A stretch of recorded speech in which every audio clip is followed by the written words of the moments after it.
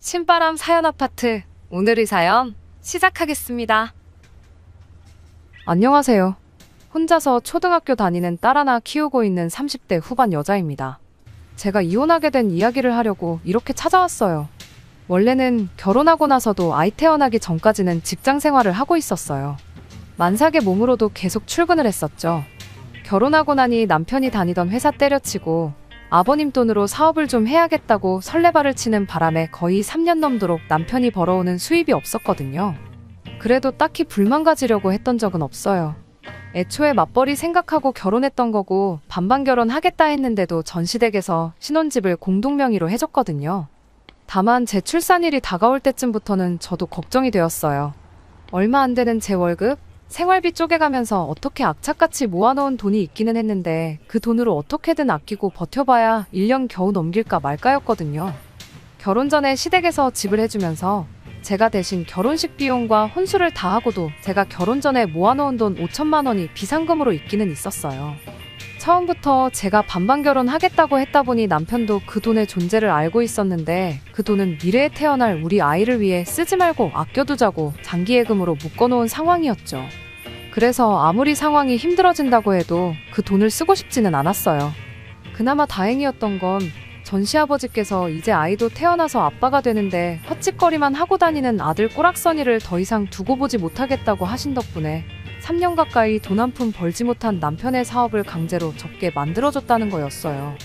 남편이 먼저 다니던 회사가 평범한 중소기업이었고 거기서 쌓은 경력 가지고는 새로 직장 구하기도 힘든 상황이었어요. 아버님은 남편한테 정사업하고 싶으면 당신 사업이나 물려받으라며 남편을 데리고 가주셨죠. 사업이라고 해봤자 5명도 안 되는 영세하는 사업장이에요. 하지만 그래도 아들이라고 들어가자마자 고참 직원 대우 해주고 월급도 후하게 쳐주셨어요. 한 달에 350만 원 정도 가져왔는데 저 혼자서 벌었을 당시가 한 달에 250이 고작이었으니 오히려 아이 태어나고는 제가 상황이 많이 편해졌어요. 하지만 월 수입이 거의 100만 원이 늘었는데도 넉넉하다는 생각이 전혀 들지 않았습니다. 가능하다면 저는 맞벌이를 계속 하고 싶었어요. 하지만 친정은 너무 멀리 떨어져 살고 있고 시어머니는 아이 봐주기 싫다고 하셨어요. 저한테 애는 직접 키워야 하는 거라고 뭐라 하셨죠.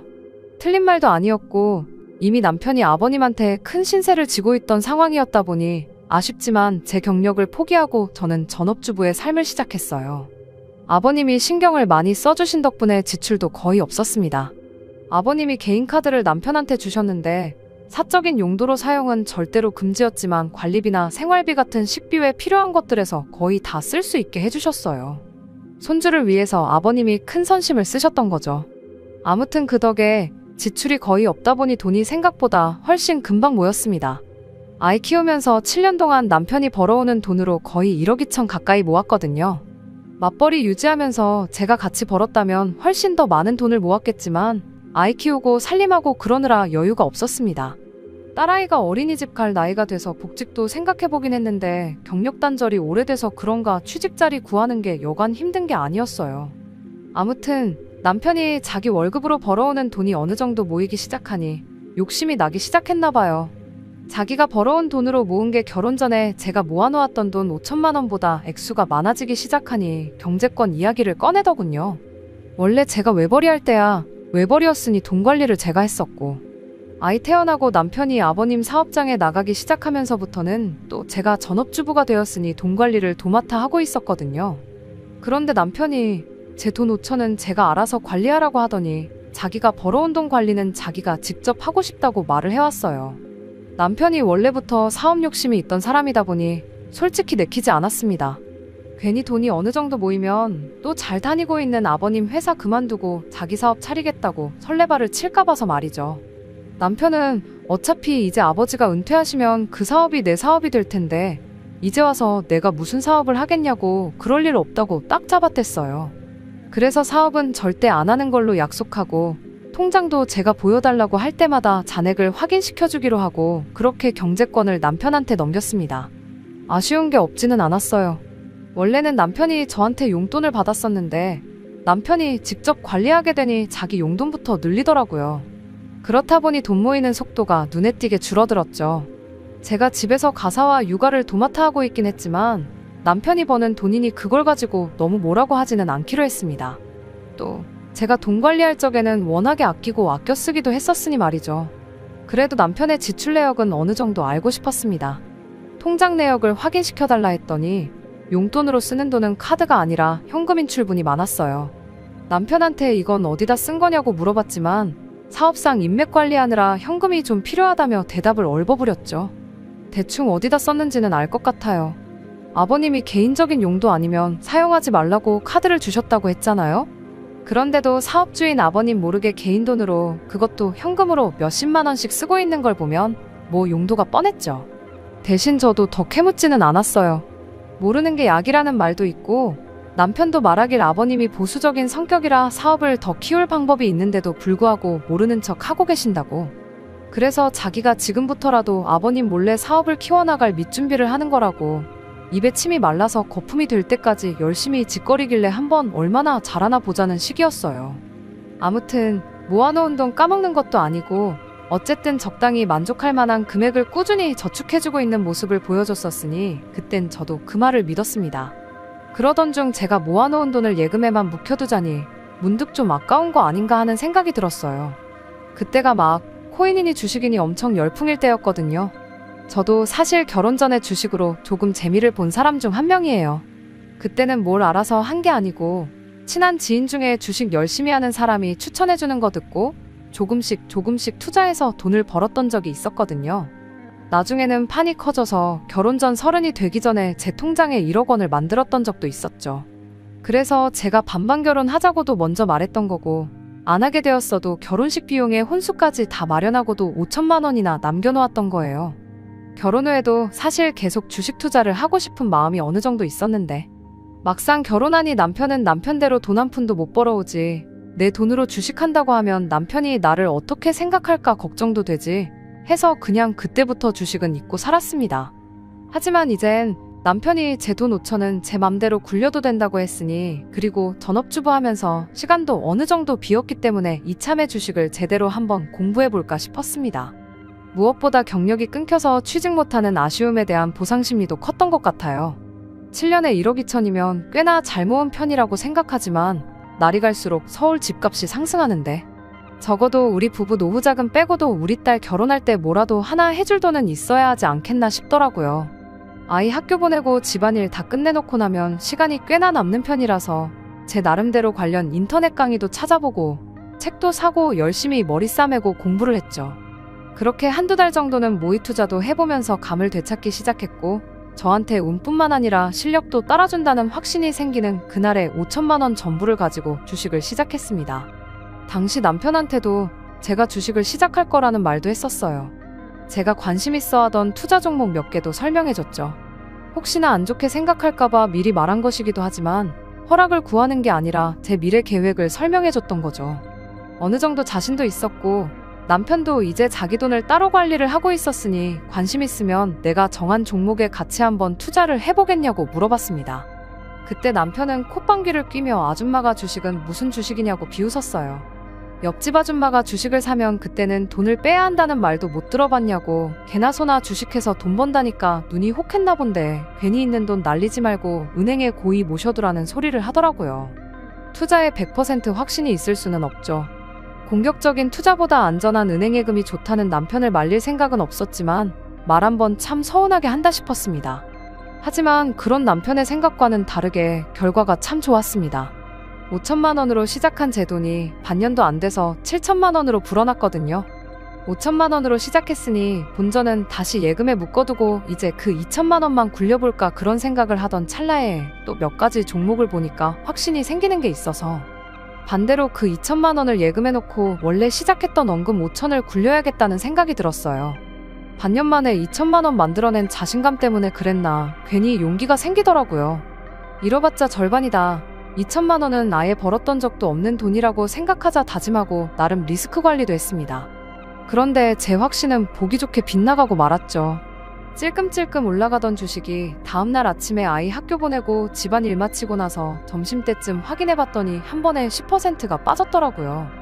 묶어둔 돈 2천만 원을 생각 안 하면 이미 손해를 본 거나 마찬가지니 저는 좀 더 버텨보기로 했어요. 처음 다짐했던 대로 제 자본금이 절반이 되는 순간 평생 주식은 쳐다도 보지 말고 살자는 생각으로 두고 보기로 했습니다. 그런데 문제는 제 주식이 회복을 하기는커녕 또 찔끔찔끔 빠지기 시작하더니 한 달 뒤에는 거기서 또 10%가 빠져버렸습니다. 남편은 그럴 줄 알았다며 어떻게 소 뒷걸음질에 개구리 한 마리 잡은 걸 가지고 실력이라고 착각해서 있는 돈도 날려먹게 생겼다며 비아냥거렸죠. 그냥 1,000만 원 벌은 걸로도 잘한 거니까 이참에 큰 교훈 하나 얻었다 생각하고 털고 나오라고 끝까지 저를 놀리더라고요. 그때는 그냥 리스크고 뭐고 오기가 생겨서 빼기가 싫었어요. 내 돈 5천만 원 포기하는 한이 있더라도 끝까지 들고 가자는 생각이었죠. 그래서 은행에 예금해뒀던 그 2천만 원까지 꺼내서 소위들 말하는 물타기를 시작했죠. 남편은 끝까지 저를 두고 장난칠 생각밖에 없더라고요. 나중에 다 잃고 나서 나한테 돈 달라고 하지 말아라 하면서 말이죠. 하늘은 참 무심하게도 제 주식만 계속 내리는구나 싶었어요. 하지만 그때는 저도 제 눈이 틀리지 않았다는 걸 남편에게 증명해주고 싶어서 나중에는 남은 돈까지 탈탈 털어서 주식을 추매했습니다. 그날부터는 스트레스 때문에 일부러 주식 잔고는 확인도 안 했어요. 그냥 죽어라고 경제 관련 기사나 뉴스 찾아보고 다른 투자처를 찾는데 여념이 없었죠. 그러다가 얼마 지나지 않아서 시어머니가 아는 분들과 놀러 나갔다가 손목을 크게 다치시는 일이 있었어요. 큰 부상은 아니었지만 집안일을 할 수 있는 상황이 아니셔서 아침에 아이 학교 보내고 제 집안일 하고 나면 시댁으로 출근을 해야 했습니다. 시어머니 대신 집안일 도와드리고 식사 준비도 해놓고 해야 했으니까요. 말씀드렸다시피 당시 아버님께 큰 신세를 지고 있던 거나 다름이 없었기에 저는 이걸 시집살이라고 생각하지는 않았어요. 오히려 갚을 길이 없었는데 이렇게라도 도움을 드리니 다행이다 싶었죠. 대신 그렇게 아침에는 저희 집, 점심에는 시댁 가서 집안일이며 음식이며 해야 했다 보니 어머님 손목이 괜찮아질 때까지 주식은커녕 관련 뉴스 찾아볼 시간도 없었습니다. 그런데 시어머니 손목이 다 나음과 동시에 아주 대박이 터져버렸어요. 제가 투자하고 있던 회사에 엄청난 호재가 생기게 된 거예요. 일부러 꾹 참고 안 보고 있었는데 그 소식을 들으니 주식 잔고를 확인하지 않을 수가 없더라고요. 아니나 다를까 정말 대박이라는 말밖에 할 수가 없을 만큼의 수익이었습니다. 7천만 원을 있는 그대로 꼬라박은 제 주식이 거의 5배 가까이 불어나 3억이라는 거액이 되었거든요. 그때는 저도 더 욕심부리면 안 되겠다 싶어서 그냥 털고 나왔어요. 여담이긴 하지만 그때부터 계속 쥐고 있었다면 지금은 거의 7억 정도 되는 거액이라는 게 아쉽긴 하네요. 하지만 그때는 그게 최선의 선택이었으니 후회는 없어요. 이미 수익은 낼 만큼 냈으니까요. 정말 스스로도 대견스러우면서도 놀라웠죠. 저희가 7년 동안 끔찍하게 모아서 1억 2천을 모았는데 저는 거의 1년 조금 넘는 기간에 그 2배 이상을 만들어냈으니까요. 월급 200원짜리 받던 나도 이렇게 큰 돈을 벌 수 있었구나 하는 성취감도 들었고 아직 많이 모자라긴 하지만 이젠 이걸 자본 삼아 부동산 쪽으로 투자를 하면 적어도 우리 딸 하고 싶은 공부가 있으면 유학을 보내주던 아니면 결혼할 때 떡하니 집 한 채를 사주던 해줄 수 있는 건 다 해줄 수 있겠구나 싶었습니다. 그 와중에 남편은 그 큰 돈을 벌었다는데도 전혀 기뻐하는 반응을 보이지 않았습니다. 오히려 얼굴에 그늘이 가득했죠. 응당 기뻐해야 할 소식에 조금도 밝은 표정을 보이지 않는 남편을 보니 괜히 걱정이 되기 시작했어요. 혹시 직장에서 무슨 일이 있었나, 아버님 몰래 사업 키운다고 뒷공작하고 있던 게 잘 안 된 건가 싶어서 같은 회사에서 저만큼 남편과 시간을 오래 보내는 게 아버님이었기에 혹시나 싶어 시아버지께 전화를 해봤어요. 그런데 오히려 아버님은 저한테 묻고 싶었다고 하더라고요. 집에 무슨 일이라도 있냐며. 지난 몇 달 동안 남편이 회사에서 핸드폰만 쳐다보고 도무지 일에 집중 안 하고 생각이 딴 데가 있는 것 같다고요. 제가 손목 다친 어머님 대신 시댁 찾아와 일해주고 하는 걸 보면 저희 둘 사이에 무슨 문제는 없는 것 같아 보이는데 고민이 엄청 많아 보이고 직원들하고 말도 거의 안 섞는다더라고요. 처음엔 핸드폰만 보고 있길래 저랑 뭐 톡으로 싸우는 건가 싶으셨다네요. 그래서 그날 저녁에 남편한테 단도직입적으로 물어봤어요. 요즘 무슨 근심이 있어 보이는 것 같은데 무슨 일이냐고. 내가 도와줄 수 있는 건 기꺼이 도와주겠다고요. 그제서야 남편이 조심스레 말을 꺼내더라고요. 제가 주식으로 돈 번 거 보니까 자기도 코인을 좀 했다고요. 지금 생각해보니 그 와중에도 자기 욕심에 코인 한 걸 가지고 저 때문에 시작했다고 하니 어이가 없네요. 아무튼 그때는 코인을 했다길래 저는 용돈벌이 삼아 조금 했는 줄 알았죠. 워낙에도 투자 리스크를 겁내던 사람이었으니 말이죠. 손실이 나도 푼돈나 불행이 일 줄로만 생각했습니다. 그런 거 가지고 왜 그러냐고. 내가 3억이나 벌었지 않느냐고. 그 정도 손실은 그냥 좋은 공부했다 생각하라고 했습니다. 그런데 문제는 그냥 교훈으로 삼기엔 그냥 넘어갈 만한 액수가 아니더라고요. 처음에는 푼돈으로 시작한 게 맞답니다. 그런데 정말 1시간 사이에 100만 원 가지고 120만 원을 만들었다고 하더라고요. 그때부터 조금씩 투자금을 늘렸는데 사면 사는 대로 돈이 마구마구 불어났답니다. 그러고 나니 욕심이 생겨서 자기 돈 1억 2천을 전부 때려 넣었는데 몇 달 사이에 그 돈을 싹 다 날려버렸다네요. 요즘도 말이 많은 스캠코인에 당했다는 거예요. 1억 2천만 날렸으면 참 다행이게요. 아버님 몰래 사업 확장하겠다고 알게 된 인맥들한테 돈을 빌려서 2억으로 그 돈을 메꾸겠다고 코인 데이트레이딩을 시작했다는 거예요. 오르는 종목이 있으면 사서 조금만 먹고 빼고 하는 식으로 돈을 불릴 생각이었다네요.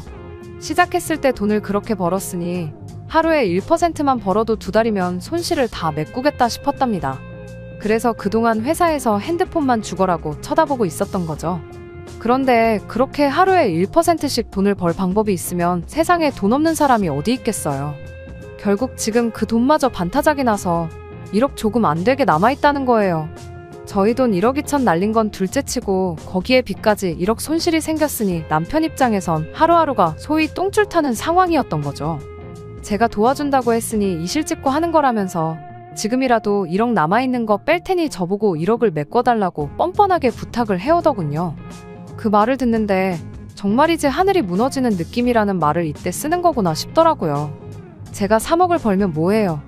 날린 돈 1억 2천에 갚을 돈 1억까지 하면 제 본전 5천만 원을 제하면 얼마 되지도 않았고 돈도 돈이겠지만 1억 2천 날린 상황에 남한테 돈까지 빌려다가 코인을 하는 사람이 제정신인가 싶더라고요. 당신 지금 제정신이냐고 제가 소리를 질렀더니 왜 도와준다고 해놓고 화를 내냐며 오히려 저한테 화를 내더군요. 이럴 때일수록 부부가 힘을 합쳐야지 않겠냐며 제가 그 돈을 대신 갚아줘야 하는 이유를 설명하길래 정신 차리라고 남편 뺨 한 대 올려붙이고 저는 아이방 가서 같이 잤어요. 그날부터 남편은 저한테 더 이상 남편이 아니었습니다. 솔직히 사람 취급도 해주기 싫었어요. 그리고 그때 이혼을 해야 하나 말아야 하나 그런 고민을 하기 시작했죠. 아이가 괜히 엄마 아빠 싸우는 모습 보고 불안해할까봐 딱 필요한 만큼의 대화만 하고 남편을 상대도 해주지 않고 지냈습니다. 그랬더니 며칠 뒤에 퇴근한 남편이 집에 시어머니를 모시고 왔더라고요. 그런데 시어머니가 우리 딸아이가 보고 있건 말건 그런 건 상관도 안 하고 제 뺨부터 한 대 올려붙이시대요. 그동안 남편 덕분에 집에서 애나 키우면서 편하게 먹고 산 건 생각 안 하고 남편이 돈 얼마 잃었다고 마누라가 돼서 뺨부터 올려붙이는 게 맞는 거냐면서요. 남편이 뭐 혼자 잘 먹고 잘 살겠다고 그 돈을 투자했겠냐고. 다 이게 제가 남편한테 돈돈거리면서 딸아이 집 한 채 해줘야 한다 부담 줘서 그렇게 된 거 아니냐고.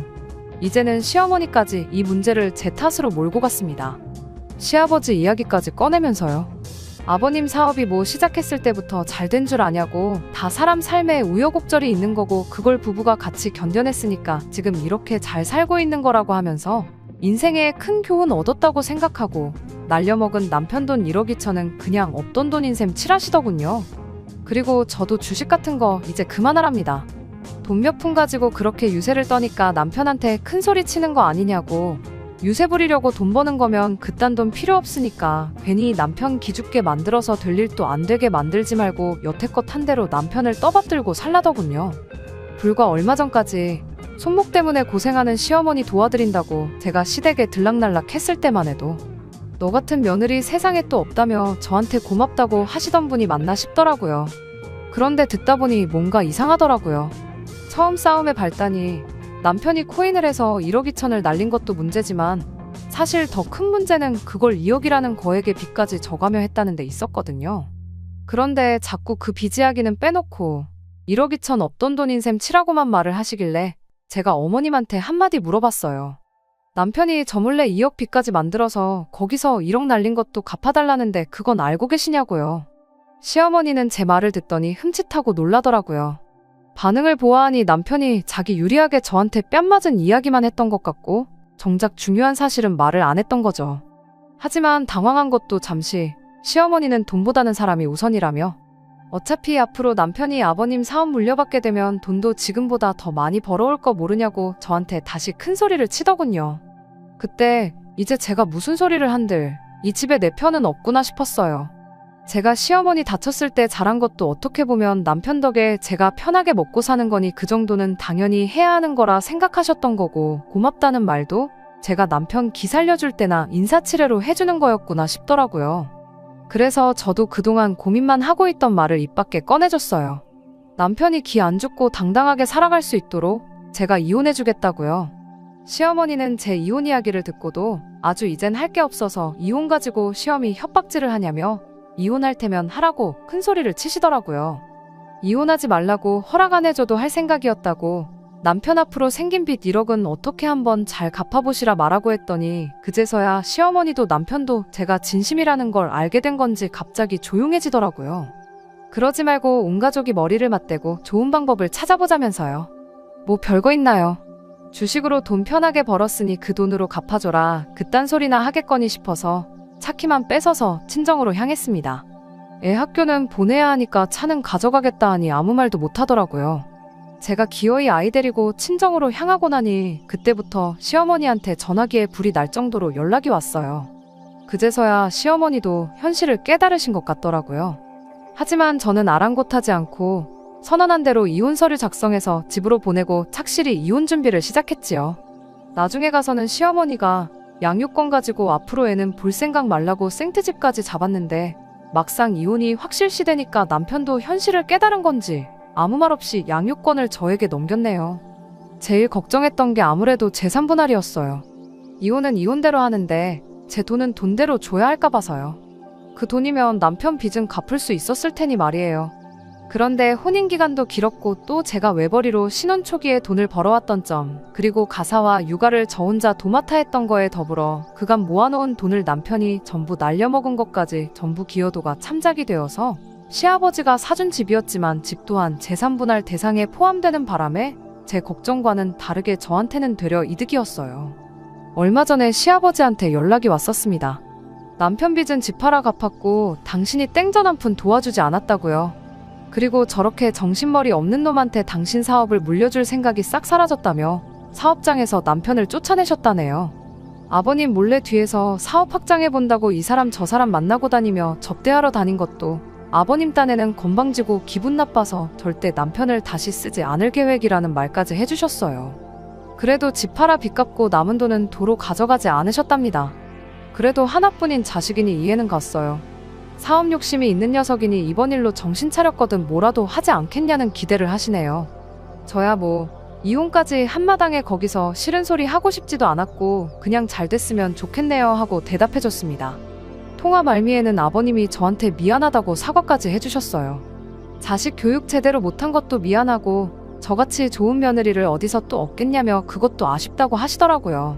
생각해보면 아버님한테는 신세를 많이 졌었죠. 시댁 식구 중에 유일한 정상인이기도 한 것 같네요. 그렇다고 제 이혼을 후회하지는 않아요. 제가 아버님 아들하고 결혼한 거지 아버님하고 한 건 아니니까요. 친정에서는 맘고생 많았다며 그냥 친정에서 아이랑 같이 5 식구가 같이 살자고 하시는데 저도 이제 제 스스로 제 인생 책임질 수 있는 자신이 있어서 괜찮다고 했습니다. 혼자 힘으로 아이 키우면서 사는 게 쉽지는 않겠지만 그래도 지금 제 수중에 있는 돈 다시 제대로 한번 굴려서 우리 딸 원하는 거 다 해줄 수 있는 그런 슈퍼맘이 돼보려고요. 끝까지 들어주셔서 감사합니다. 오늘의 사연은 여기까지입니다. 구독과 좋아요, 알람 설정 부탁드리고 더 좋은 사연으로 다시 찾아뵙겠습니다. 감사합니다. 감사합니다. 감사합니다.